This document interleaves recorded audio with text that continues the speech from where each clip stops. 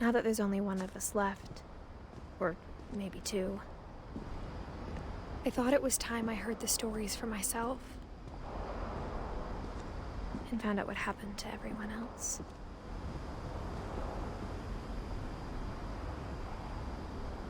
But now I'm worried the stories themselves might be the problem. Maybe we believed so much in a family curse, we made it real.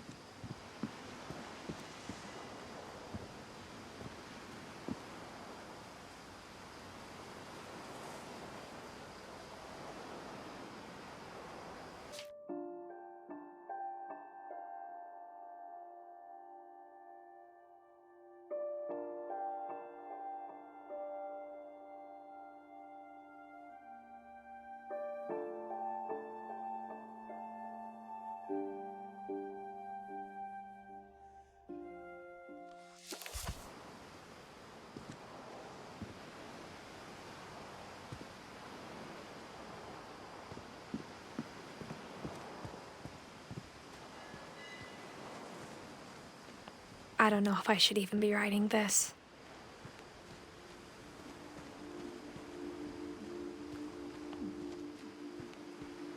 Maybe it'd be better if all this just died with me.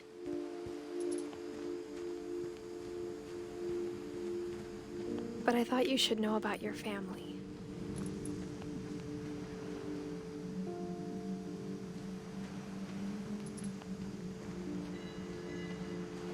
And the history you're a part of.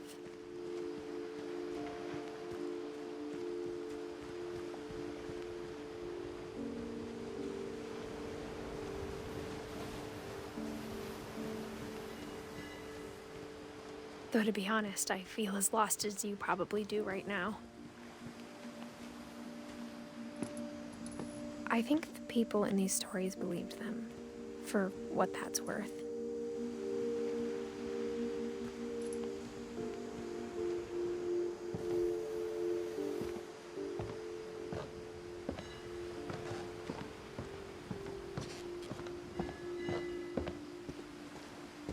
And when you look at the house, that history of imagination and stubbornness and madness, any of it seems possible.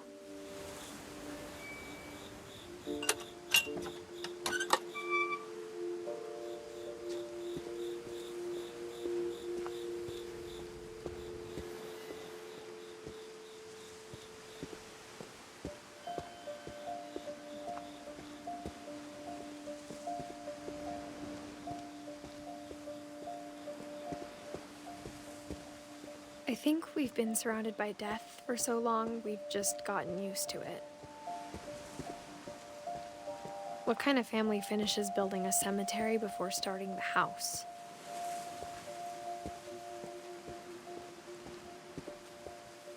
It's embarrassing for me to admit this, but the pet cemetery made me more uncomfortable than the human one. 3 of the gerbils were mine, and 2 had been my fault.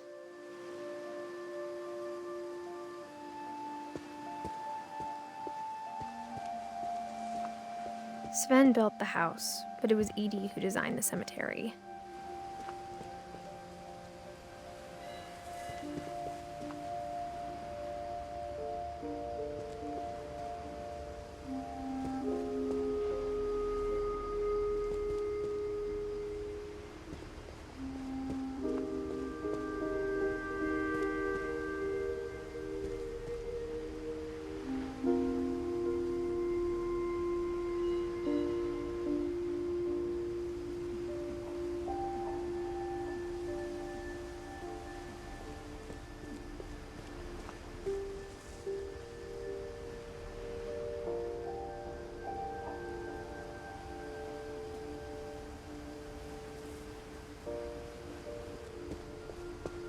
I'm sure Odin's monument had been Edie's idea. My mom was always trying to move on, But for Edie, the past never went away.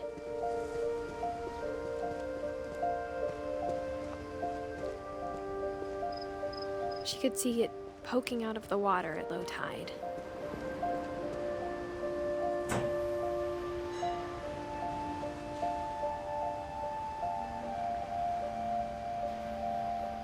Edie said she dreamed about the old house every night.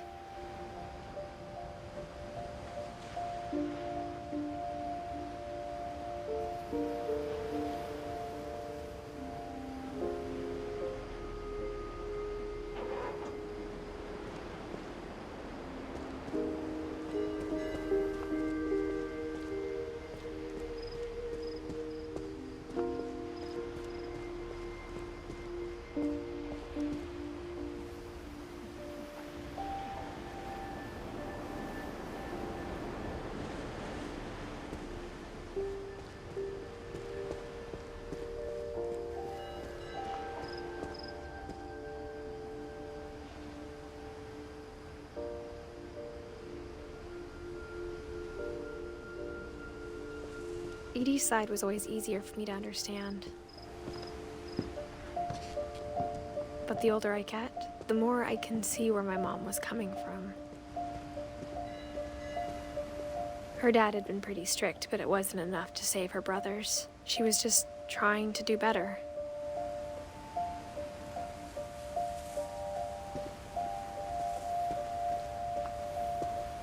She lost 2 of her brothers, just like I did. I get why she tried so hard to protect us.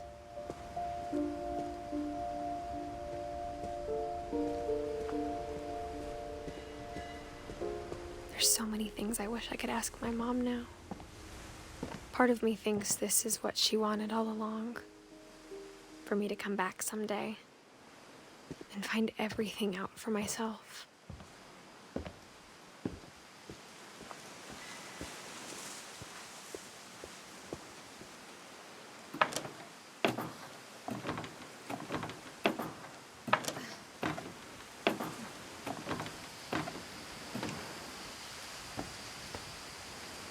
But looking back on it now, if she told me there was going to be so much climbing, I never would have come when I was 22 weeks pregnant.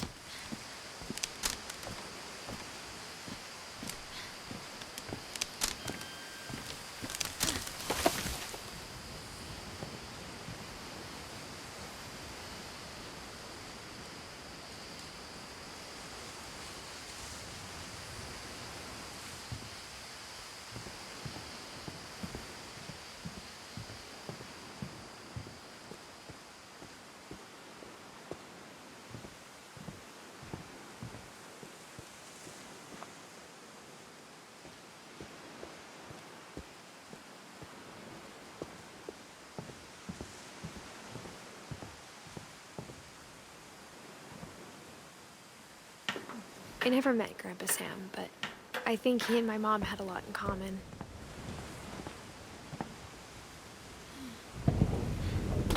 They were both pretty intense.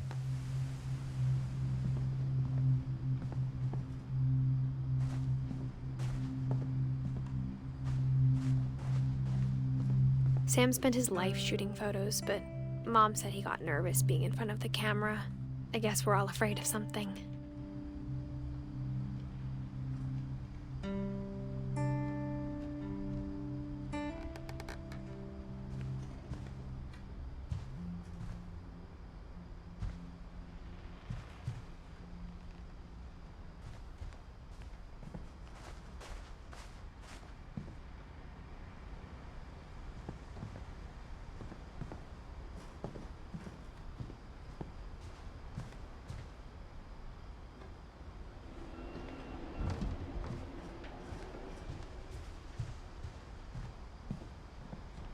Instead of hiding from death, Sam seemed to go out of his way to meet it.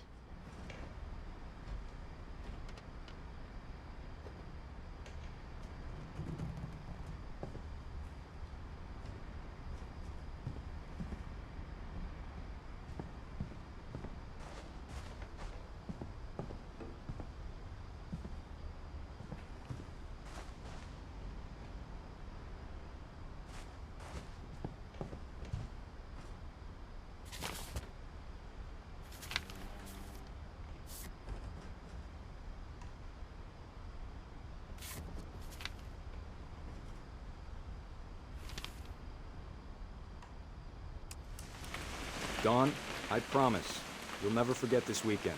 Yes, sir. These memories are gonna last a lifetime. Hmm? Am I gonna have to shoot anything? It's a hunting trip, Dawn. Shooting is strongly encouraged.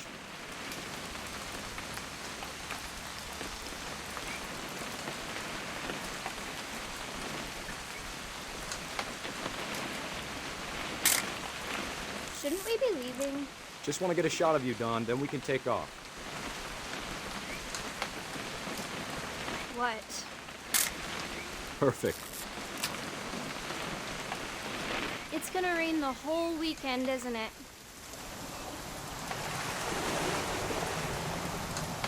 Please just take the damn picture. Hey, language.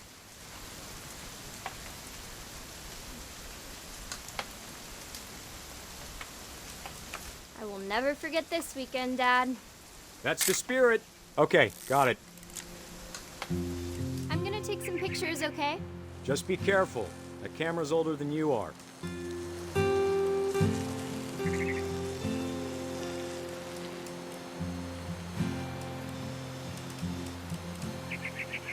You're right, Dad. It's starting to clear up. Aw. Still freezing, though.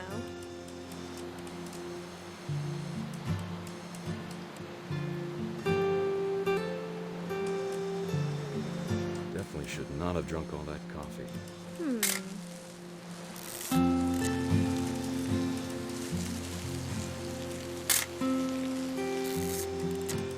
Nothing quite like being outside.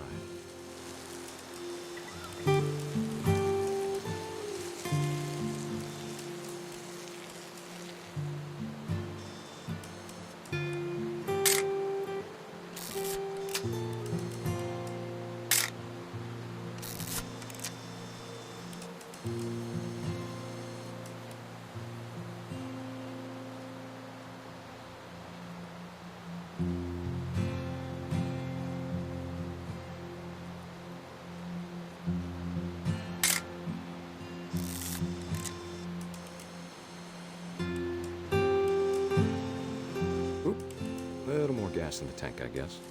Hold still while I take a picture of you. I definitely won't be moving. Are you done yet? Does it sound like I'm Hey! That's a keeper. I'm just saying, I'm not always gonna be here, Dawn. You'll need to remember this stuff, if you want to survive. I'll be fine, Dad. You know who else thought he was gonna be fine? Some guy who died. Dawn, I'm being serious. I know, Dad. You're always serious. Doesn't being out here make you want to chill out? Well, to tell you the truth, I haven't been out here in 20 years.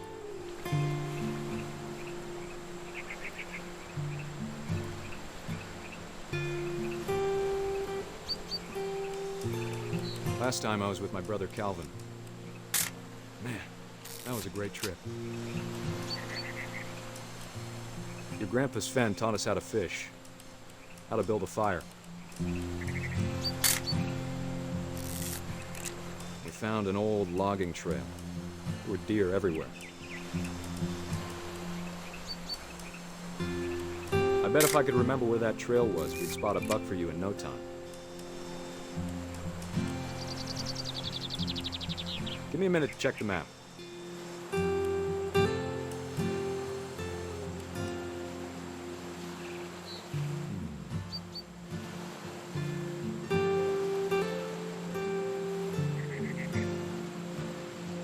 Let's see.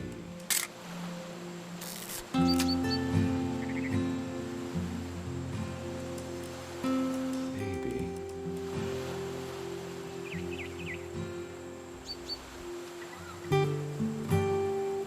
Or was it?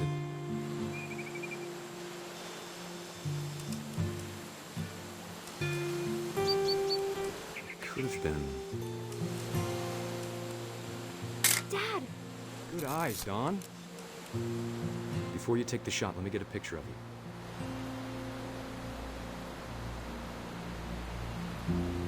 Dad, I... Let me get behind you. Do I have to do this? Dawn. Great shot, Dawn.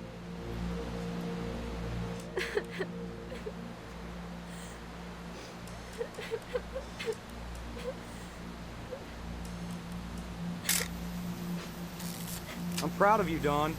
Always remember that, okay?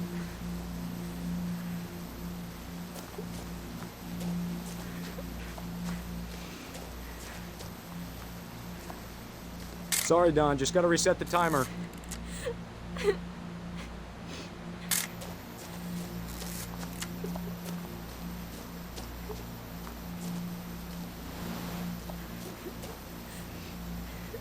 Dad, it's twitching. I think That's it's totally normal, Dawn. Just focus on the camera. Try not to think about... Dad!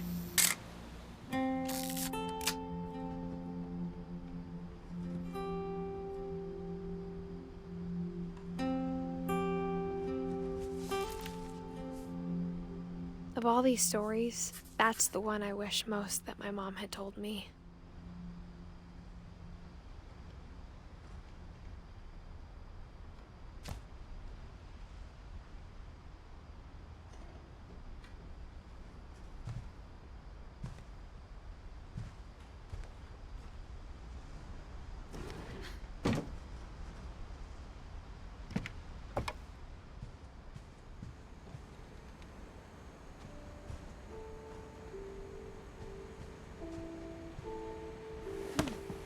After Sam died, my mom and Edie got really close.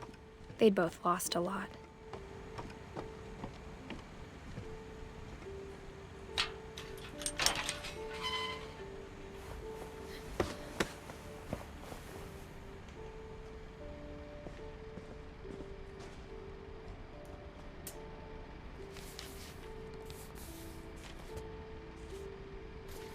Dear Kay, do you remember the way Gregory used to laugh when he thought he was alone?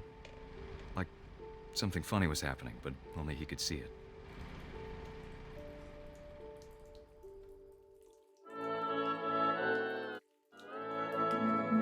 I think he saw things the rest of us don't.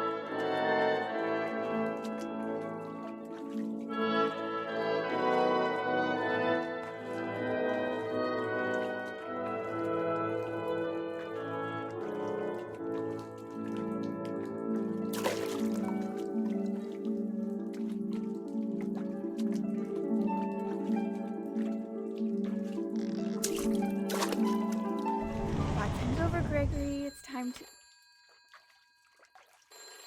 Hold on, sweetie. Hello? Sam, I told you I don't want to talk right now. I wonder what he saw.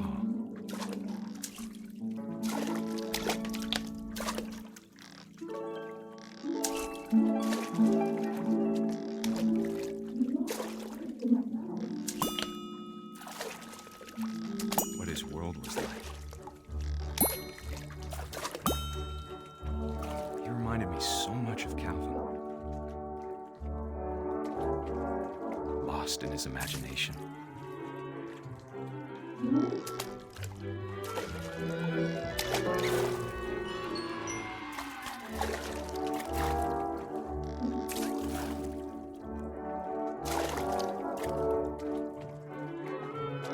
Whatever it was he saw, it sure made him happy.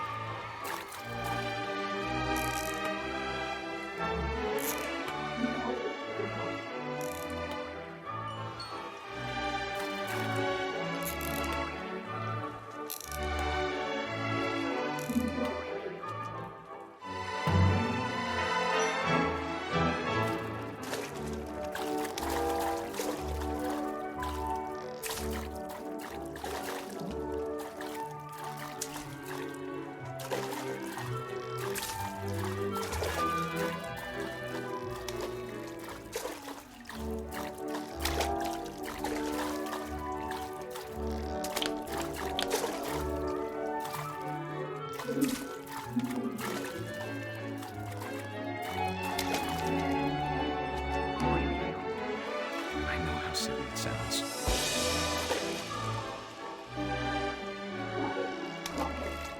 But I worried about a baby being too happy. But I could feel him slipping away. Sorry about that, Gregory. I know you did everything you could. Maybe if I hadn't called that night. Damn it. Hold on, I don't want Gregory to hear this.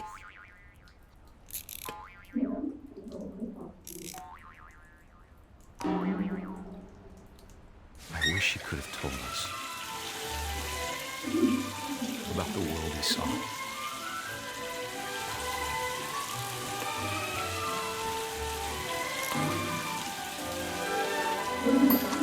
There's so much I don't understand about Gregory, about everything.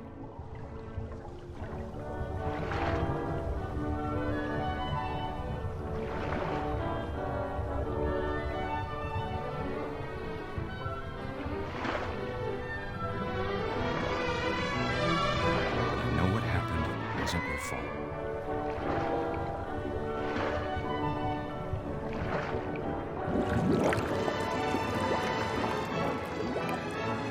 I'm sure he's happy. And he'd want you to be happy too. Good luck, Kay. Love, Sam.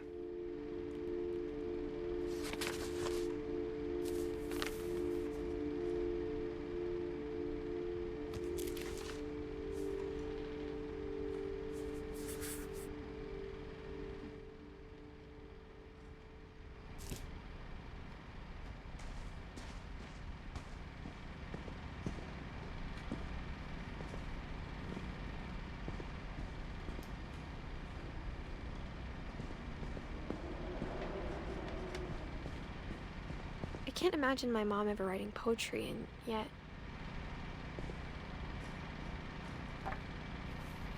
A poem for Gus, who always said the wedding was a bad idea.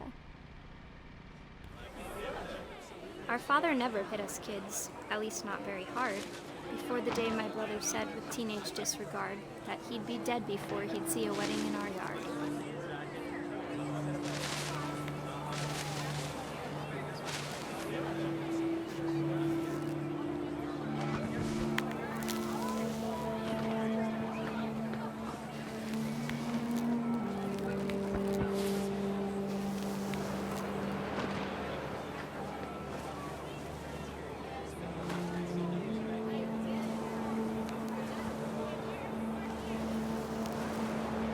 My father made him come, of course, but Gus stood far apart, just flew his kite and bottled up the storm inside his heart.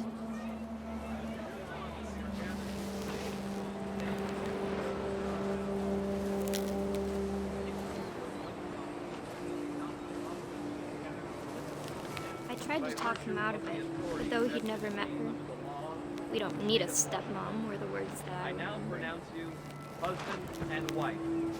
You may kiss the bride.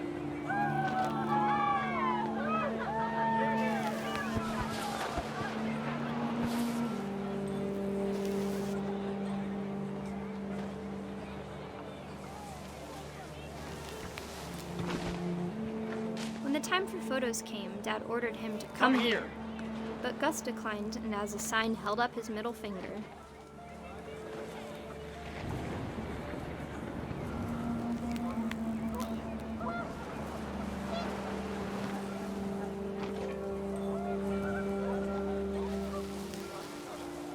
The wind picked up, and panicked geese appeared and quickly went. But all the humans did that day was go inside the tent.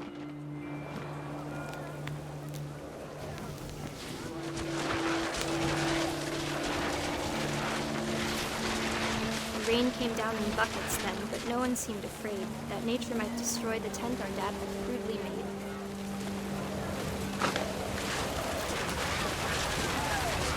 The thunder sounded much too close and full of angry power. But all my father said to this was, "Make the music louder."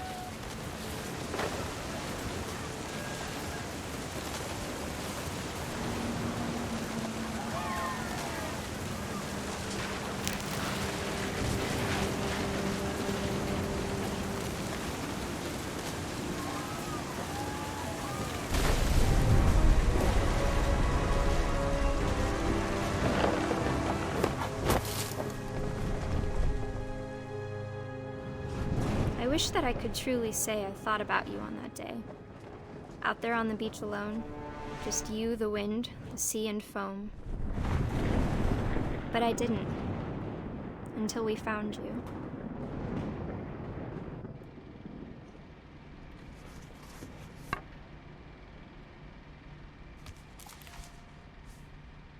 She never talked about him, but Mom told me once if I was a boy, they were going to name me Gus.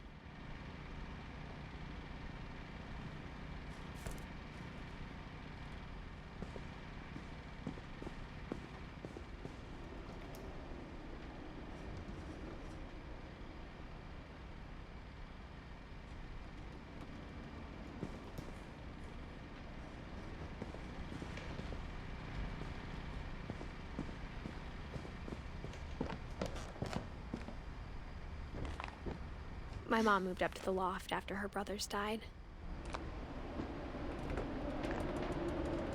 At the time, it was as far away as she could get.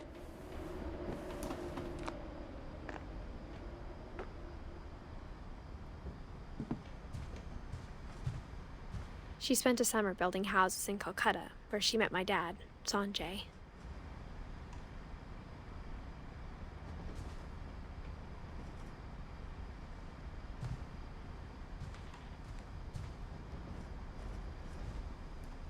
Religion was another thing my mom never talked about, but I think it helped her a lot after her dad died.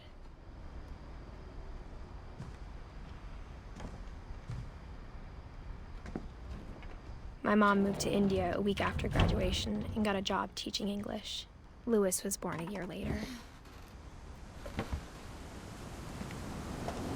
When my dad died, I don't think Mom knew where else to go. I'm sure Edie was happy to have her back.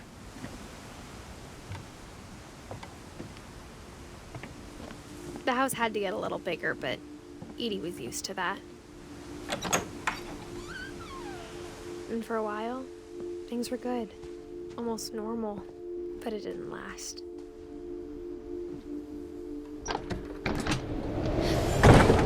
The beginning of the end was Milton's 10th birthday, when Edie gave him a castle.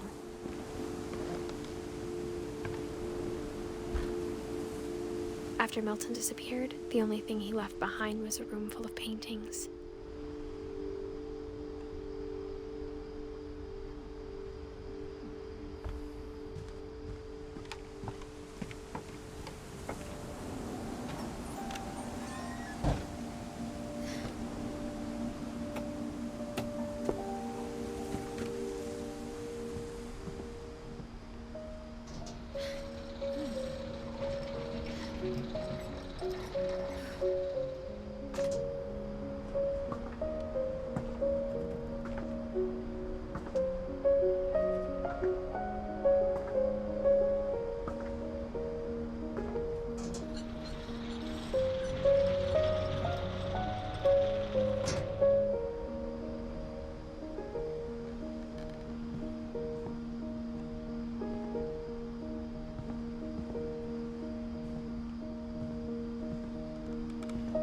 I think Edie was happy to finally have another painter in the family.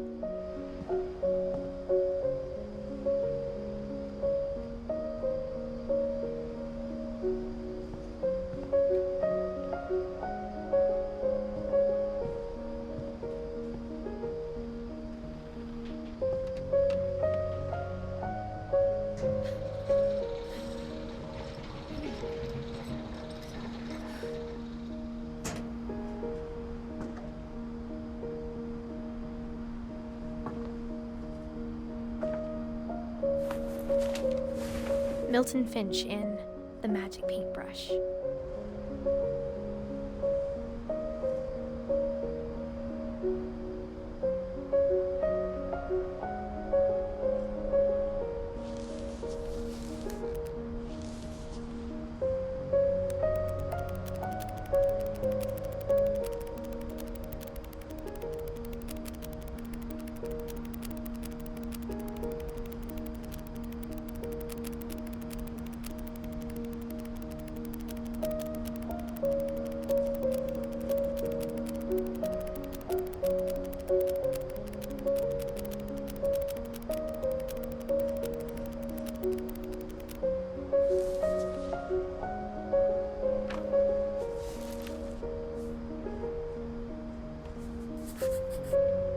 was 4 when Milton disappeared.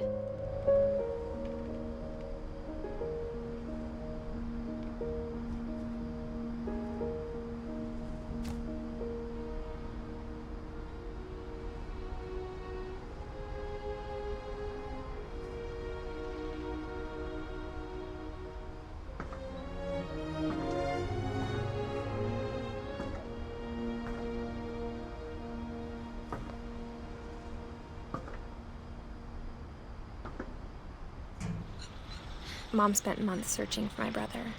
Then she sealed the doors.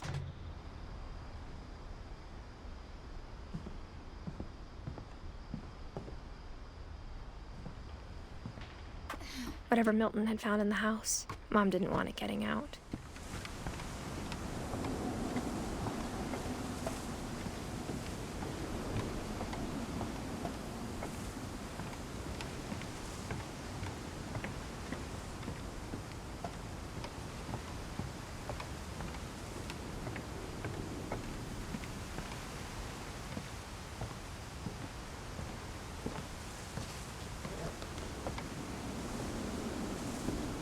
Mom definitely blamed Edie, but I think Louis blamed himself. After he graduated, he just spent more and more time in his room, until Mom got him a job at the cannery.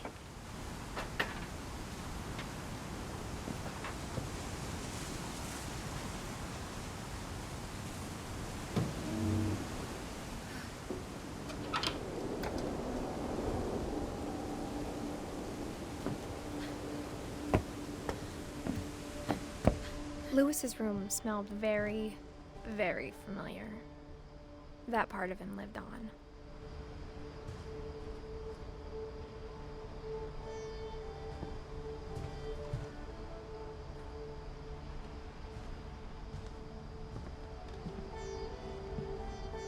Louis and I spent a lot of time playing games together, but he was surprisingly bad at them.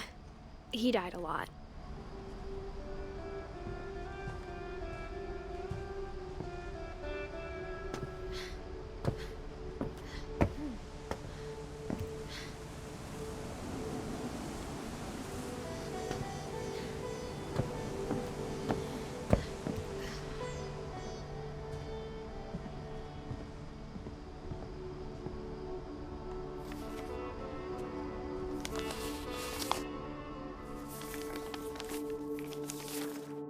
Dear Mrs. Finch, as Louis's psychiatrist, I can understand your desire for an explanation. As I see it, the trouble began in January, shortly after we convinced your son to seek treatment for substance abuse. Newly sober, I believe Louis first noticed the monotony of his daily life.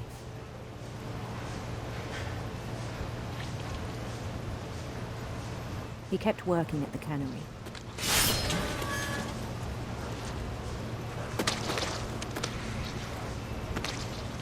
But he withdrew part of himself. In our sessions, I saw the same behavior. His mind began to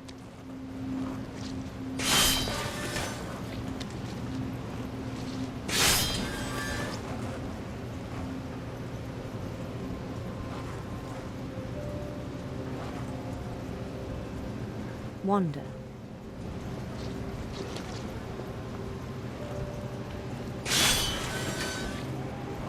I asked him to describe it. He said he started small, imagining a labyrinth.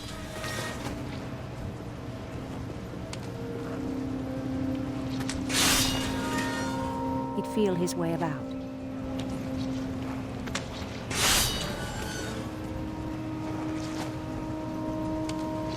Then something moved. Bats. And toads.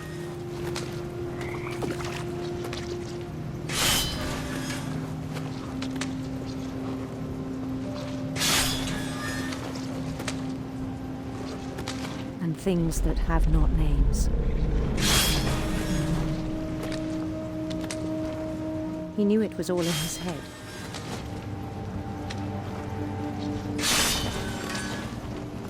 But he took it very seriously. I I had hoped he'd find himself.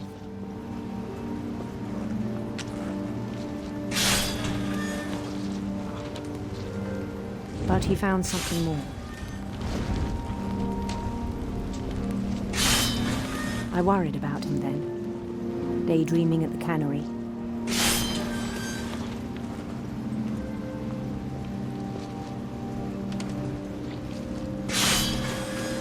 I spoke with his boss, but he said Lewis had become a model employee. Methodical, tireless, focused.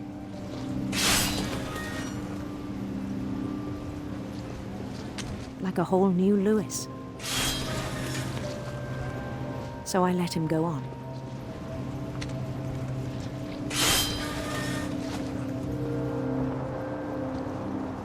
I even encouraged him.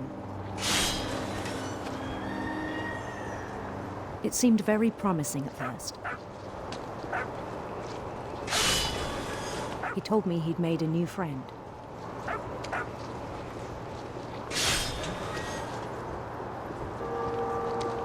On the edge of a city he named Lewis Topia.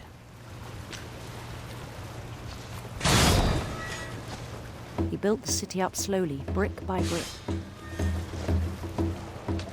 Then he made musicians.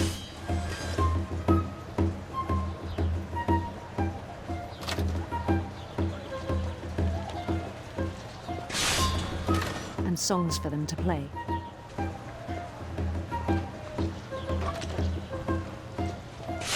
He talked about starting a band. And he was always humming something. Every day his imagination grew stronger.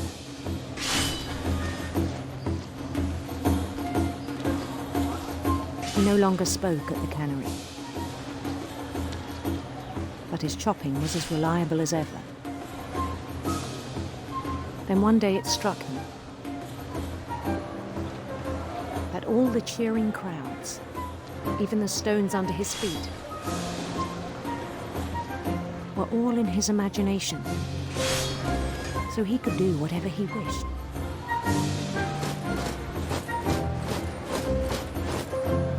He held an election for mayor. And he won.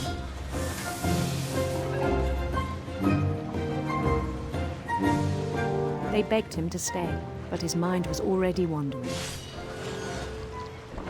It became a game for him.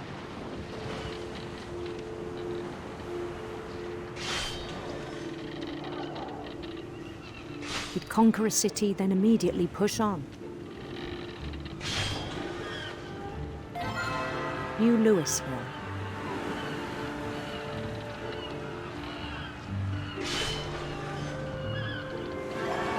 St. Louis. He started drifting away from our reality.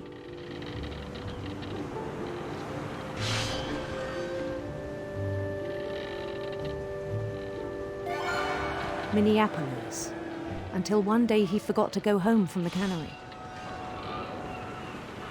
Even as his mother pleaded with him, part of Lewis kept sailing on.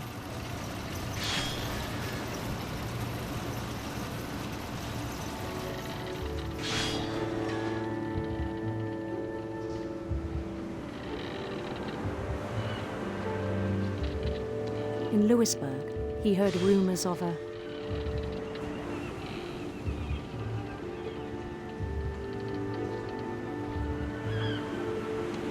beautiful prince.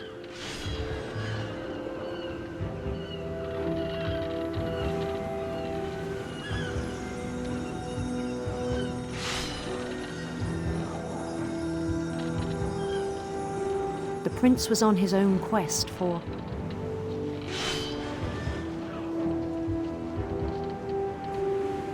sinister serpents.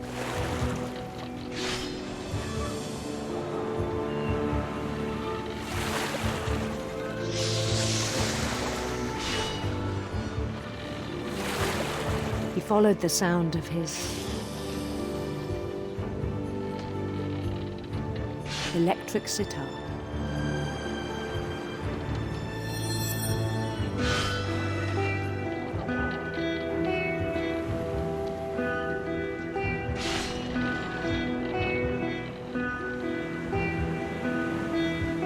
His chase led him to a golden palace east of the sun and west of the moon. Even then, his logic remained sound.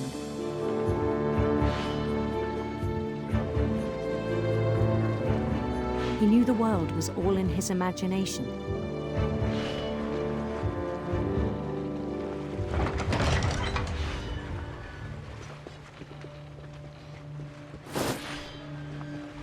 But he was so proud of having created it.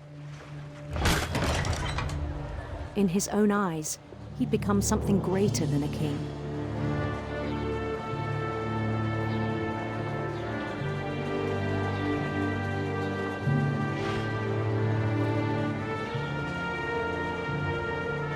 For someone who'd never known success in the real world, I think it was overwhelming.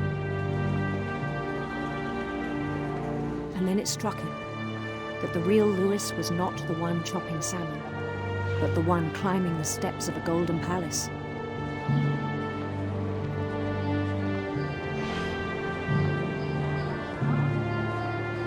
My imagination is as real as my body, he told me.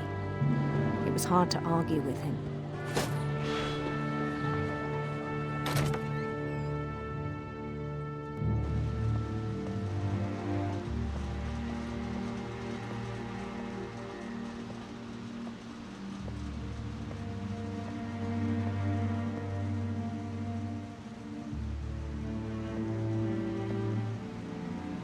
Began to forget the world we know.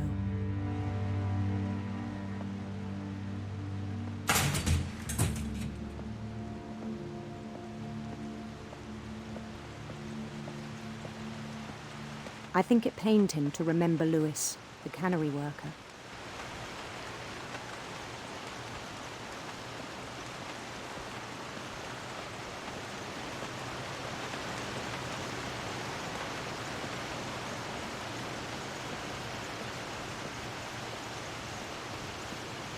He began to despise the man with a royal contempt.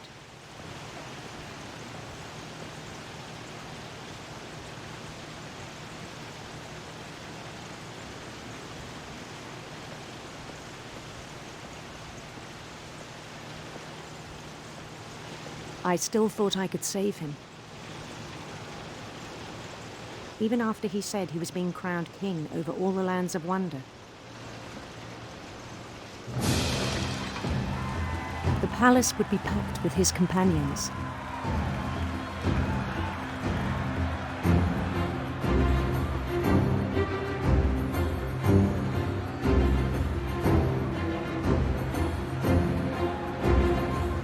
Including the wise Calico who'd insisted on inviting him.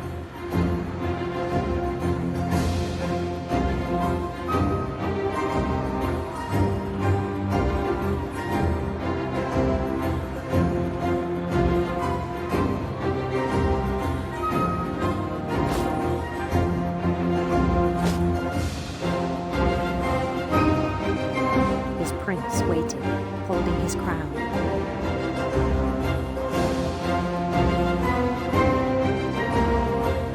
There was only one thing left to do.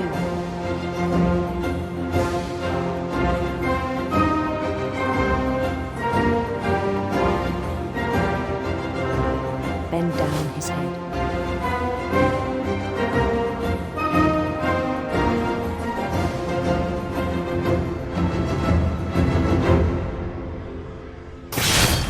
And the rest I think you know. Mrs. Finch, your son was a kind man who will be missed by all of us who knew him.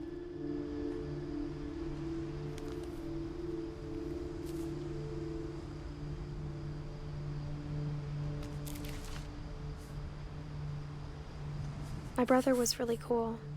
I wish you could have met him.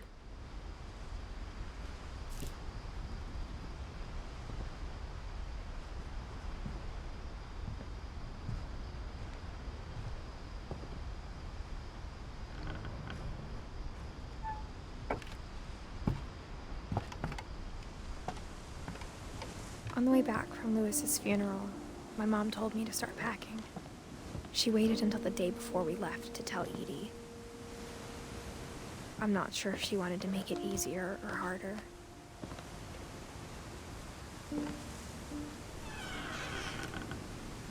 I wish we'd stayed. But I understand why we left.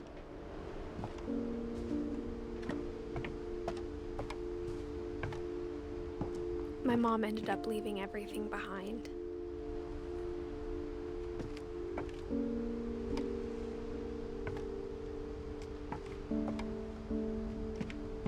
What happened that night had been coming for a long time.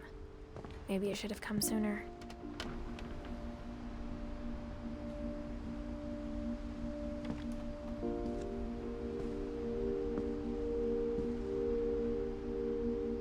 But it had to end one way or another. All that's left now is to tell you about that last night.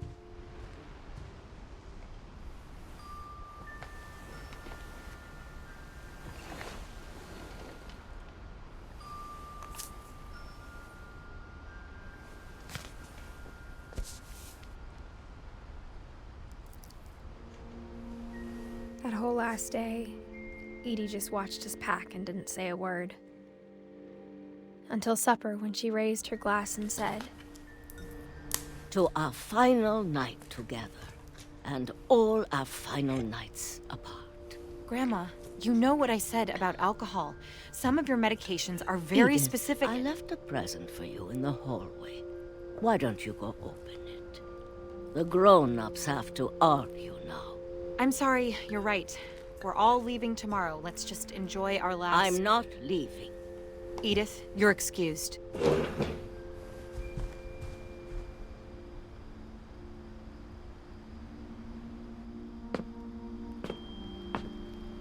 the power had been shut off that morning, but Edie always had plenty of candles. When my mom sealed the library, I don't think she knew about the other entrance. Or that Edie had a key to it.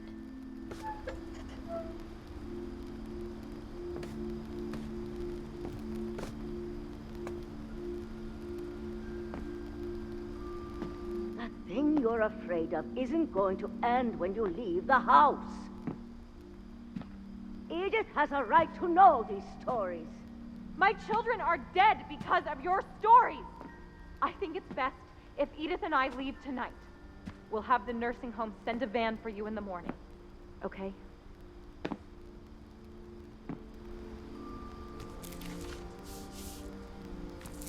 Dear Edith, there's so many stories I wish I could tell you, but there's only time for one. This is about what happened on the night you were born. That night, the tide went way, way out. It was the first and last time I ever saw the old house aground. There'd been an earthquake out in the middle of the ocean. They called it the lowest tide in 1,000 years.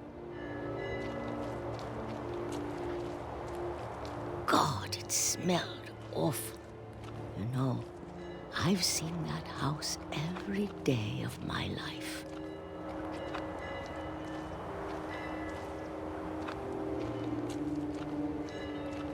But I never thought I'd go back to it. When the fog rolled in, I lost my way.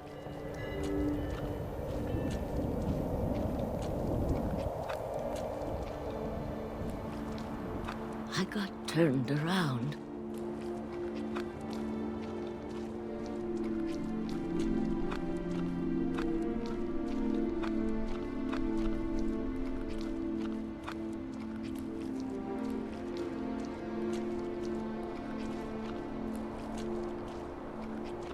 For a while, I wandered.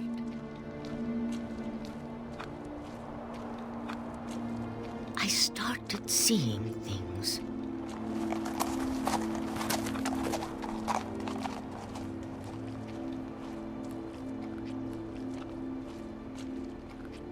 Things I'd forgotten had ever existed.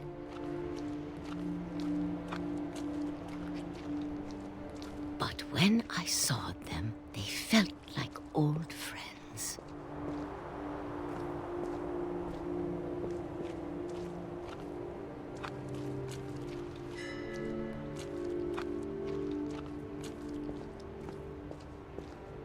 That night, a lot of things came back to me. Or maybe I came back to them.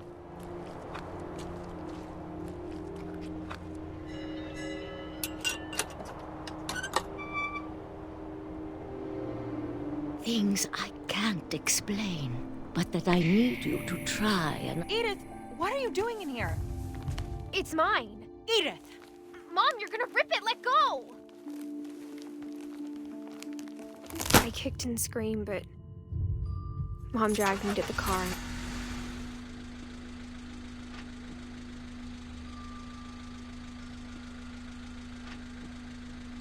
I never saw Great-Grandma Edie again. The next morning, the van came to pick her up, but she was already gone. After that, we moved around a lot.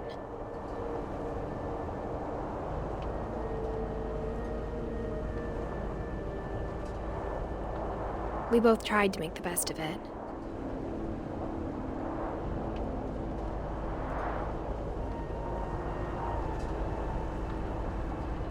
A few years went by.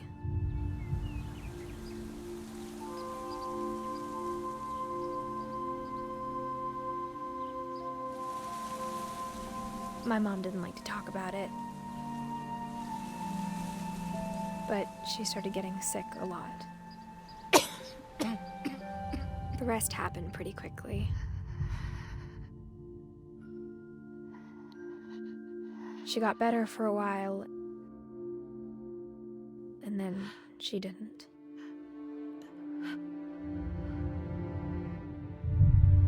And then I was alone.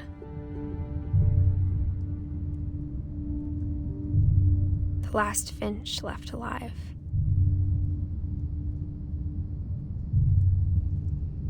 Until I found out about you. I'm still not sure what to tell you about all this. If we lived forever, maybe we'd have time to understand things. But as it is, I think the best we can do is try to open our eyes. And appreciate how strange and brief all of this is.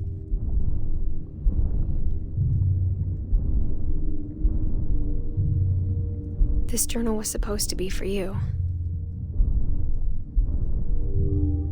But now I hope you'll never see it. I just want to meet you and tell you all these stories myself. But I guess if you're reading this now, things didn't work out that way.